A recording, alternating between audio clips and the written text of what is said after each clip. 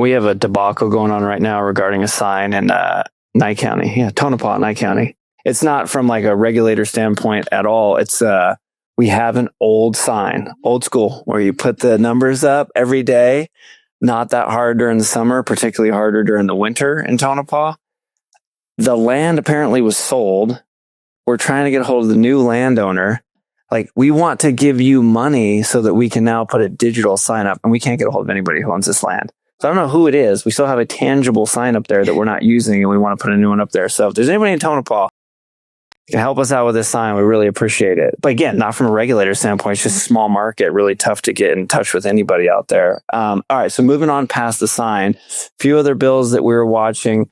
How come those didn't make it out? You know, one thing that's always funny is post-session, trying to explain, especially to clients, but even just kind of the general public who's not in the legislative building every day, the true dynamics of the legislature, because you don't really truly get it unless you're there constantly. And there was a lot of in-party fighting. So, you know, just in case you don't know, the Senate and the Assembly are both currently controlled majority by Democrats. We, as the association, were working on some, we believe, very important bills, one of which was being sponsored by the Senate Majority Leader, which was the Vape Directory Bill. And we had the votes for it. It passed out of the Senate. We worked very hard on the fiscal notes, knowing that from the enforcement piece, that was what was going to cost the most amount of money. We had all of the manufacturers on board for it, knowing that they were the ones who, had looked it over, had reviewed the language, were agreeing to it, as well as knowing they were going to be the ones to fund the project. We had it all straightened out. The bill got over to the Assembly side. And now this bill, because it's both policy and has fiscal notes and hits in a monetary way somehow, was going to have to go to at least 2 committees in each house. And so it went to one committee in the Senate, and then it went to the Money Committee, and it had to do the same thing on the Assembly side. And unfortunately, we got all the way to the Assembly side. We had the hearing in the Money Committee 2 days before the end of session. And on the final day, which we don't sign any die until 59 p.m., the Assembly Ways and Means Chair opted to not push it forward and not hold it for a vote, unfortunately, because of the inter-party fighting between her party and the Senate. And so we had some pretty unfortunate, I would call them losses, but also they're kind of a draw on many, many platforms between the legislation that just didn't get passed through the legislature because of that in-party fighting. But then also the Governor Lombardo, having a historical number of vetoes. I believe he vetoed 92 bills. And that is the most amount any one sitting governor had ever done, let alone one sitting governor in one session. And that's how many bills he vetoed just this session. Last session, he vetoed over 70. And so, you know, a lot of us from business community, from union perspective, we're all kind of looking at this as a wash. And, you know, again, it's interesting trying to explain some of those dynamics to the public. And then, you know, even talking about the last day of session, it's, you know, an hour before we're supposed to be done. And the Senate still has over 100 bills that they need to vote on. And they just keep taking recess after recess. We get 20 minutes to the end of the deadline. So it's 11:40 p.m.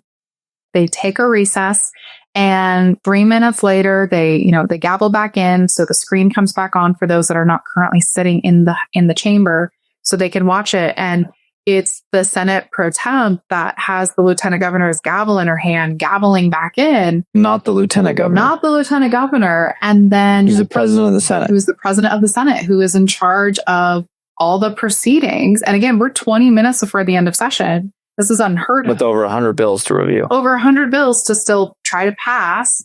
And a tweet goes out from the lieutenant governor himself saying that he had been locked out of the chambers. I read it. I remember reaching out to you. I was like, what sort of shenanigans are going on up in Carson City right now? Locked out. And so we had a Republican senator who, wonderful parliamentarian, amazing historian, stand up and say, where's the lieutenant governor?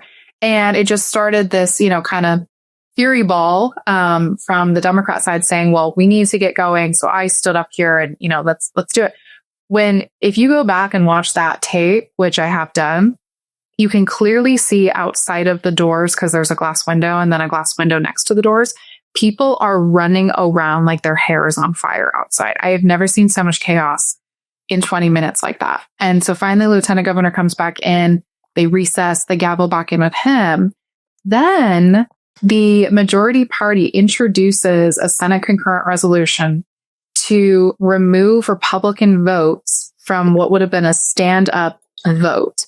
So in the Senate, there are 21 senators. Republicans have one Senate seat more than the Democrats having a supermajority. And a supermajority would allow the Democrats or whoever's in charge to pass any bill they want, regardless of no veto, regardless of the fee.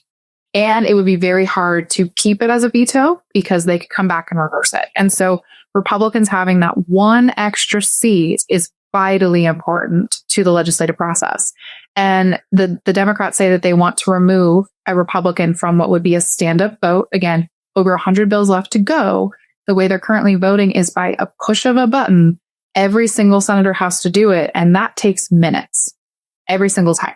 So instead, they essentially wanted to be able to stand up and just pass it through.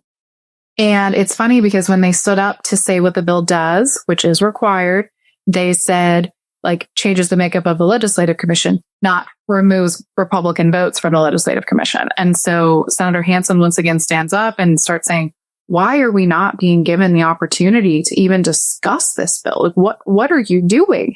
And it was so wild watching them go back and forth, trying to get the bill moved to be voted on, all of these things. And we don't have filibusters officially in the state of Nevada, but Senator Hansen did stand up for 15 minutes and just spoke on why this bill is wrong, why this is wrong to the democratic process, not being allowed to even know about the bill prior to them even introducing it. They weren't being allowed to have discussion on it. And so, obviously there's always a, kind of that political means to why they do things, which I fully respect. But we finally get about a minute and a half, maybe 2 minutes before we are supposed to be done. So it is 11:57 p.m. And they finally call for the vote. Again, this vote has to be by push of a button because they did that. This was the bill to pass, being able to just stand up and do voting. Every single senator in that chamber pushed their button except for one sole Republican senator. And she waited until like 12:0015. So we are now past the constitutional deadline of when we need to be done. And so then everybody stopped. We've got the assembly members waiting outside the door who have already, quote, sine-died a few minutes earlier and waiting for the Senate to be done so that they can inform each other, which again, just part of the constitutional process. But they passed this bill. It, quote, passes because it didn't require a supermajority. And then Senator Hansen and a few of the others, other Republicans go, we need a legal opinion on this. Where's the parliamentarian? Because now, not only have we gone past the constitutional deadline of when the session is supposed to be over, we've now officially taken a vote past the constitutional deadline. And so I'm going to be really curious to see what happens. I definitely think this opens up the Democrat Senate for lawsuits, probably not even just one, possibly two. Yeah. They ended up not officially dying until like 12:25 because it took that long for legal and the parliamentarian to get together and talk and, go through things and then rush over to have the conversation with both the majority and the minority leaders and really try to get everybody on the same page about where they were at and then sine die, which it takes a minimum. If anybody's ever walked from the state legislature to the state capitol building, which is where the governor's office is, it is required that members from both houses, the Senate and the Assembly, have to physically walk across the Capitol grounds to the Capitol to physically inform the governor that session is over. I mean, that takes a minimum of 7 minutes to do. And so when you think about how at 11:58, they still weren't even in those proceedings, there was no way that constitutionally we were going to be done by midnight. And so that's where that's at. Hundreds of bills died on both sides because of constitutional issues, the in-party fighting, no one really knowing what's going on.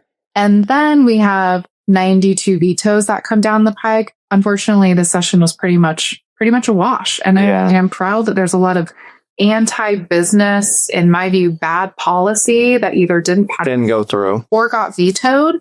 But unfortunately, if Governor Lombardo does not win, all of those bad bills that got vetoed are going to come back in 2027. And so I'm a huge advocate that having fairness in, both houses.